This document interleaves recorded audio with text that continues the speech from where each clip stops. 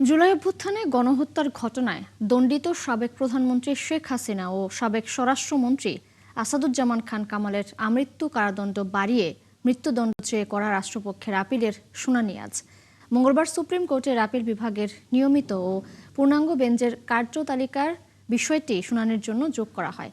এর আগে 1 ফেব্রুয়ারি আপিল বিভাগের বিচারপতি মোহাম্মদ রেজাউল হকের চেম্বার জজ আদালত শুনানির এই দিন ঠিক করেন।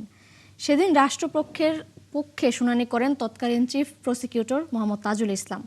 মানবতা বিরোধী অপরাধের একটি অভিযোগে আমৃত্যু কারাদণ্ডের রায় দেয়া হলেও সর্বোচ্চ শাস্তি নিশ্চিত করতে সাজা বাড়ানোর আবেদন জানানো হয়। আপিলে দণ্ড বৃদ্ধি চেয়ে 8টি যুক্তি উপস্থাপন করা হয়। 2025 সালের 17 নভেম্বর আন্তর্জাতিক অপরাধ ট্রাইব্যুনাল 1 অভিযোগে হাসিনা ও কামালকে মৃত্যুদণ্ড দেন এবং অন্য অভিযোগে আমৃত্যু কারাদণ্ড দেন।